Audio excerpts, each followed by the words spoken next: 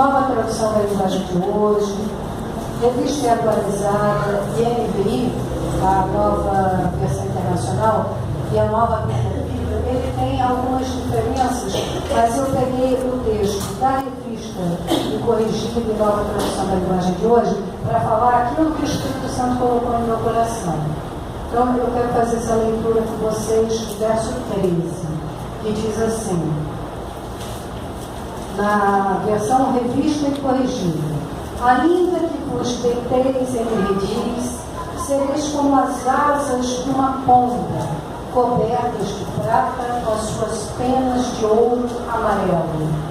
Na versão Nova Tradução da Linguagem de Hoje, diz assim: elas pareciam pombas cobertas de prata, com asas brilhantes como ouro puro. Vou fazer uma oração agora, que o Espírito Santo, nós ministramos a tua palavra, Senhor, que o Senhor venha abrir o entendimento do teu povo e o meu, para nós podermos saborear o banquete que o Senhor preparou para a tua igreja hoje, em nome de Jesus Cristo. Essa, a parte que fala assim, elas pareciam pombas cobertas de prata, com asas brilhantes como ouro puro. Essa parte ela está falando sobre as mulheres que haviam ficado em casa repartindo os despojos de guerra.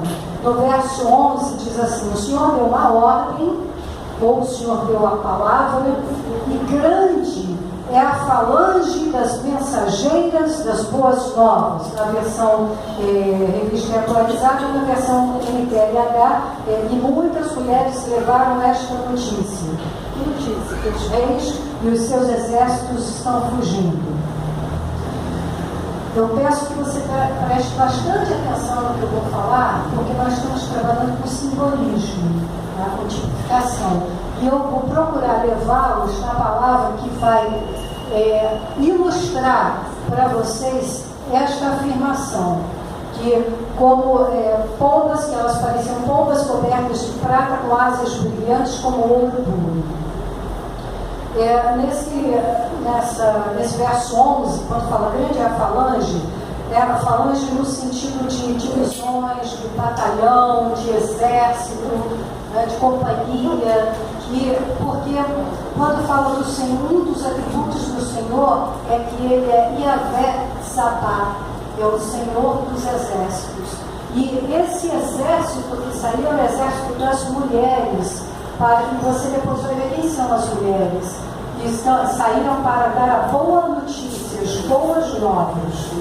Os versos 11 a 14 eles fazem alusão à história de Israel, que é descrita no livro de Josué e no livro de Juízes, né? Quando vários mensageiros correndo pelo território para dar as novas de uma das muitas libertações operadas por Deus na época.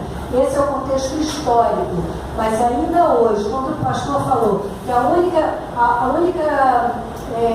semelhança à eternidade, a única que tem um atributo da eternidade que está neste mundo é a igreja. E é a igreja que sai dando as boas notícias, que a igreja não é templo, a igreja, quando nós vemos o corpo de Jesus, né, ele é a cabeça. Nós somos parte desse corpo, mas como um corpo humano, a célula, cada célula contém o DNA, cada célula contém a identidade daquele corpo, mas ela não funciona sozinha, ela funciona no corpo, junto com as outras células. E assim é cada um de nós, porque as pessoas aí fora falam assim, aí fora eu digo assim, as pessoas que fora da palavra de Deus falam, não, cada um de nós é uma igreja. Sim, nós somos parte da igreja, mas a igreja só funciona quando a cabeça dela, que é Cristo, está no comando. E quando todas as células vão trabalhando nas suas funções, uma ao lado da outra. Tá? Aí é o que tem a ver com mulher. Você vai ver o que eu estou querendo dizer.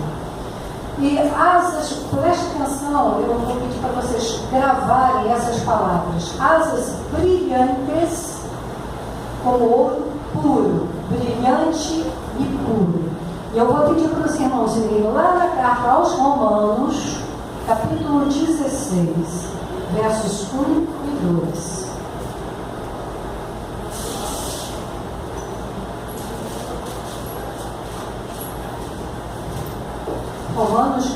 16, versos 1 e 2. É quando Paulo recomenda Febe.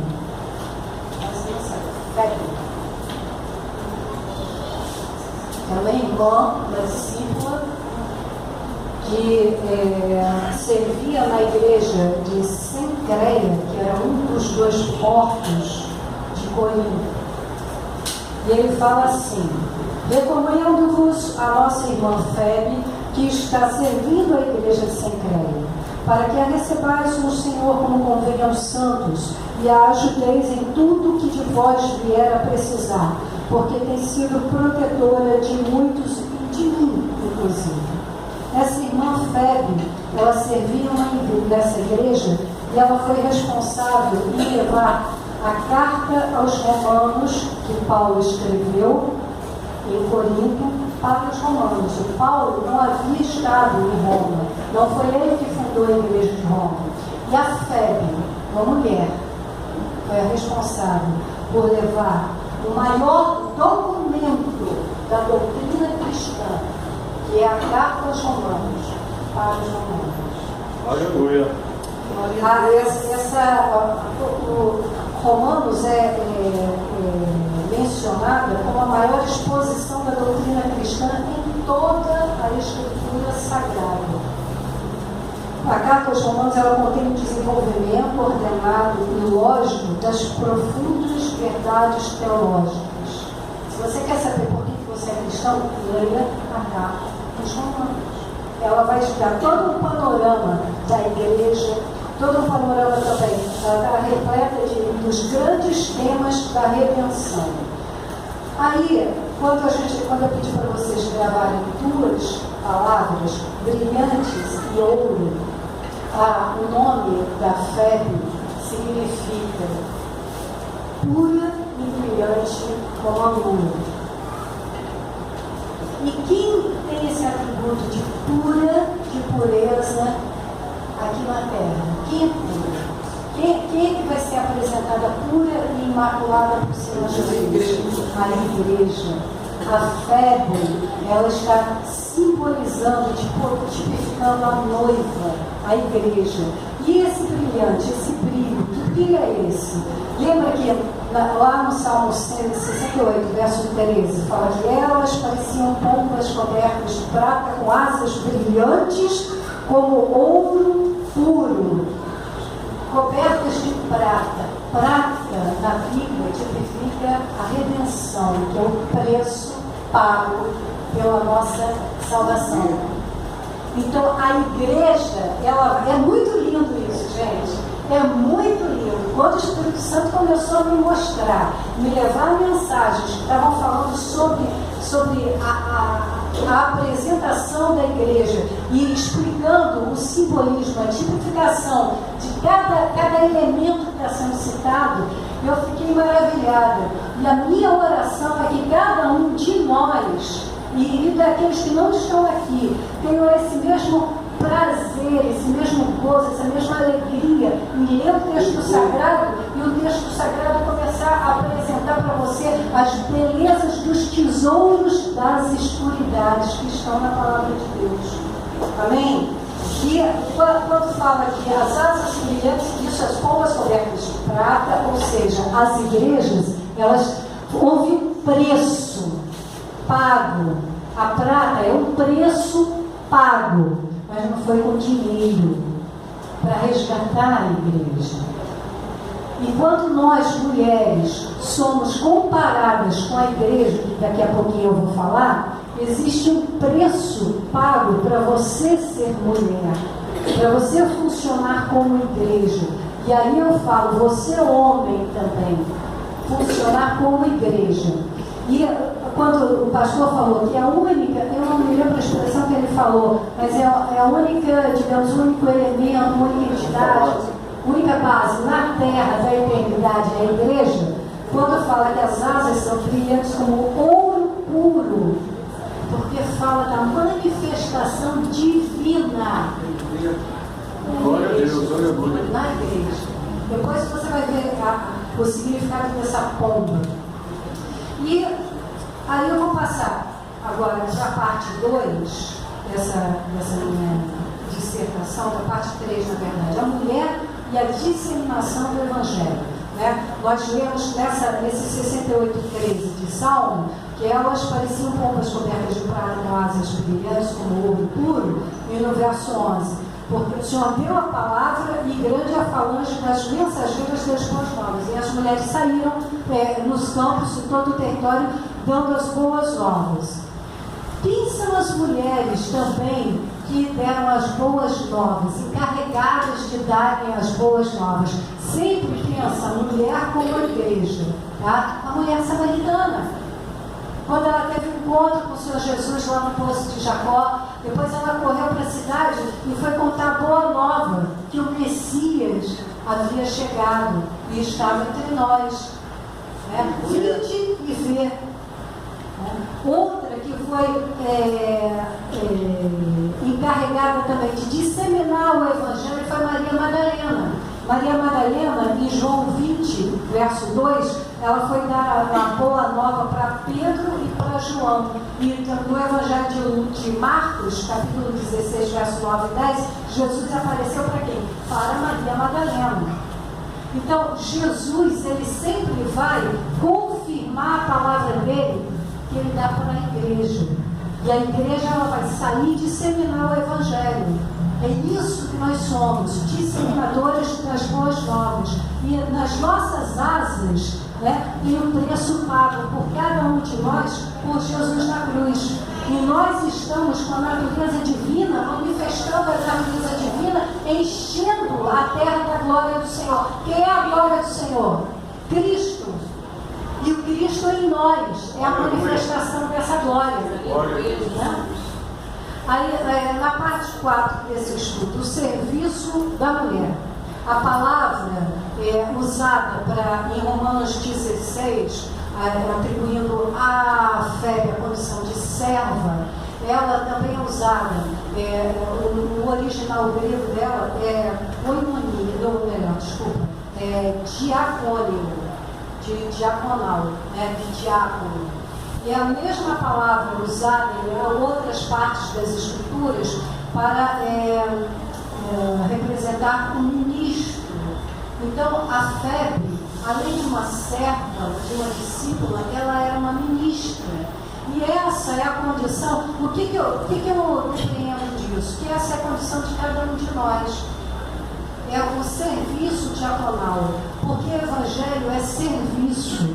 Não importa qual título, qual cargo, qual função, qual dom ministerial que nós recebamos, ele é recebido para ser servido às pessoas.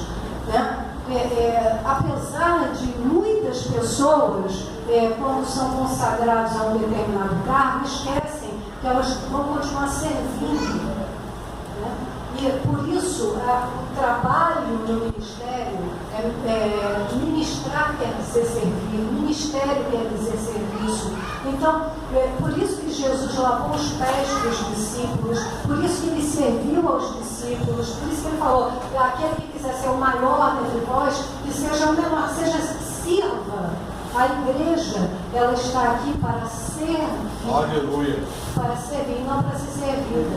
A igreja não é um espetáculo para o mundo ver, não é um palco para artistas se apresentarem, não é um púlpito para pessoas com dom de oratória mostrarem o quanto são eloquentes. Não, ao contrário, ela está aqui para garçons, mordomos, servos de Deus, servirem aquilo que vem do Senhor, o dom de Deus para as pessoas. Então a necessidade, por isso que eu falei que era uma palavra de posicionamento.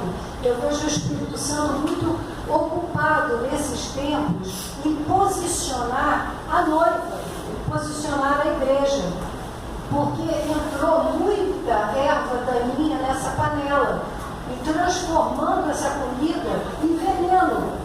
E há muita morte nessa panela. Por quê? Porque as pessoas estão pegando o Evangelho como mistura. E então pedindo avivamento. Avivamento não são pessoas pulando que nem bola. Não, avivamento não é alisamento. Avivamento é porque há morte. Então, quando há morte, há a necessidade de ser o quê? Avivado. Então, não é algo para... até o André bota as músicas lá em casa, aí começam os cantores gospel imitando os cantores do mundo. Sai do chão! Você sai do chão por quê? Por que tem que quicar? Por que você tem que quicar? Você tem que estar de joelho. Aí tem a diferença de gerações. Você tem que estar de joelho, chorando, com o coração quebrantado. Você sabe por que a Sulamita fala lá que eu estou morena? Não é questão de etnia, não. É porque quanto mais ela se aproximava do noivo, a gente vai falar um pouquinho no final do tempo, ela via a própria sujeira dela, a própria mazela, a miserabilidade da humanidade dela. E é assim que nós temos que nos aproximar. Se você entra aqui como um fariseu, batendo no peito que você é bom demais, você é o pior.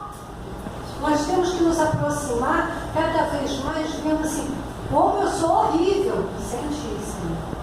Miserável homem que sou. Amém. Miserável homem que sou, que foi o que o publicano falou. Sabe? E quem saiu justificado foi ele. Por quê?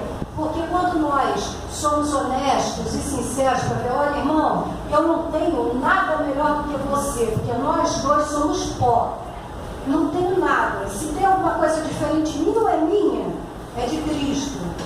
Então, há uma necessidade de um posicionamento nesse sentido. Tem muita gente vaidosa em cima dos altares, tem muita gente vaidosa ocupando a igreja, e não tem que estar em vaidade. Até eu botei um negócio lá no Facebook também, de vestimenta, esses salmos, né, das pessoas sedutoras da igreja. Que isso, gente? Igreja não é mundo. Igreja não é mundo. Igreja é o único local onde você tem a comunhão com Cristo. E aí, continuando aqui, na parte do serviço da mulher, né? Essa palavra grega é diacônia. Assim como a Marta e a Maria, as irmãs de Lázaro, lá em seu encontro de Lucas 10, a partir do verso 38, no verso 40, eu vou dar um pulinho lá em Lucas. Se você não quiser ir, não precisa, que eu já vou rapidinho o que está marcado. No verso 40, fala que Marta agitava-se de um lado para o outro, ocupada em muitos serviços. Então se aproximou de Jesus e disse: Senhor, porque no verso anterior, Maria, irmã dela, estava sentada aos pés de Jesus, ouvindo o ensinamento. Senhor, não te importas de que minha irmã tenha deixado que eu fique a servir sozinha? Ordena-lhe, pois, que venha ajudar-me. Tem muita gente que dá a ordem para Jesus, né? Ordena? Enfim, essa é uma demonstração do serviço. Ela estava em plena atividade diaconal. E a Maria também estava numa atividade diaconal. A aprendizado. Eu entendo por essas passagens que o Espírito foi me dando sobre a diversidade de ocupação na casa do Senhor. Eu não querer o que a minha irmã está fazendo, mas eu buscar aquilo que Deus quer que eu faça. E que tem diversos trabalhos diferentes, mas todos não podem passar de serviço. Porque se passar de serviço, a pessoa está servindo a si mesma, não está servindo a Cristo. Ela está fazendo para o seu próprio deleite, para o seu próprio prazer. E aí, eu pego uma outra mulher aqui. Em Atos 9:36, há o relato de uma discípula conhecida por suas boas obras e esmolas. O nome dela é Dorcas. Né? No verso 39 diz que todas as viúvas cercaram a Pedro quando ele foi chamado para ressuscitar Dorcas ou fazer alguma coisa que ela tinha ouvido. E as viúvas cercaram a Pedro chorando, mostrando-lhe as túnicas e vestidos que a Dorcas fizeram.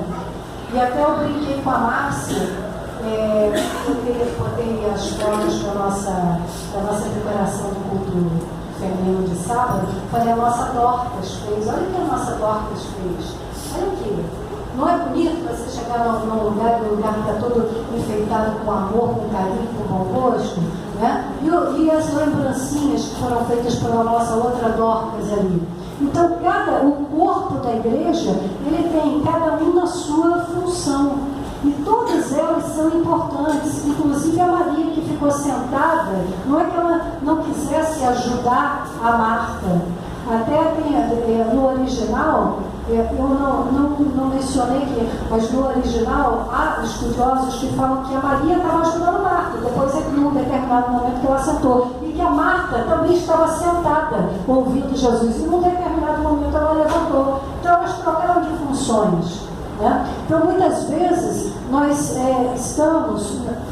eu digo assim, o crente está como Eli julgando a Ana. Lembra da Ana, mãe de Samuel? Que estava orando, ela não tinha mais nem força para elevar a sua voz, então ela estava mexendo os lábios. E o sacerdote Eli chegou perto dela, achou que ela estava bêbada, estava julgando. Então, e nós não fomos chamados para julgar, e é um alerta em Mateus 7 para nós não julgarmos a ninguém, a maneira como ele está trabalhando, sabe? E respeitarmos que na ordem de Deus é organizado, existe hierarquia, e nós respeitarmos essa hierarquia. Isso é fundamental, irmão. Aí as pessoas entram na igreja apenas achando que é um pronto-socorro. Vem aqui, resolve o seu problema, mete a mão no bolso do pai, tira a saúde que precisa, tira o dinheiro para pagar a dívida que precisa, tira o filho das drogas e vai embora. Não é. Isso só está te chamando para mais perto dele. Ele cura. Ele salva, ele liberta. Mas o que ele quer é você. Aleluia. Mais do que aquilo que você pode fazer por ele. Aleluia. Mais do que o teu dom, o teu ministério. Ele quer ter intimidade com você. Porque você é noiva dele. Sabe? Então, vamos seguindo aqui. E de alguma maneira, eu até anotei aqui, mas isso não está escrito na Bíblia, tá? Se os irmãos acharem que isso faz sentido, acata, se não, despreza. Mas de alguma maneira, a Ana, mãe de Samuel, ela percebeu, muito cuidado agora com o que eu vou falar e como você vai ouvir, ela percebeu que Deus estava estéril. Porque Eli, o sacerdote, tinha 2 filhos, Ofni e Finéias. Mas só que eram 2 pessoas que não tinham compromisso com Deus. E isso implicava que a casa do Senhor, e o Eli, por não corrigir os filhos, a casa do Senhor estava faltando um sacerdote. E a Ana, de alguma forma, ela percebeu isso, porque ela já era estéril, já havia um tempo. Então ela falou, se tu me deres um filho, eu dou ele para você. É assim que eu vou fazer. Se o Senhor me der qualquer coisa, eu dou isso para o Senhor. Vai ser a minha oferta, porque o Senhor é mais importante do que o que o Senhor pode me dar. E de alguma forma, a Ana, na oração dela, ela tocou o coração do Pai. Porque em toda a Bíblia, você não vê Deus atendendo a sonhos, a projetos pessoais, assim, eu quero uma casa própria, toma filho, uma casa própria, eu quero ter filhos, não,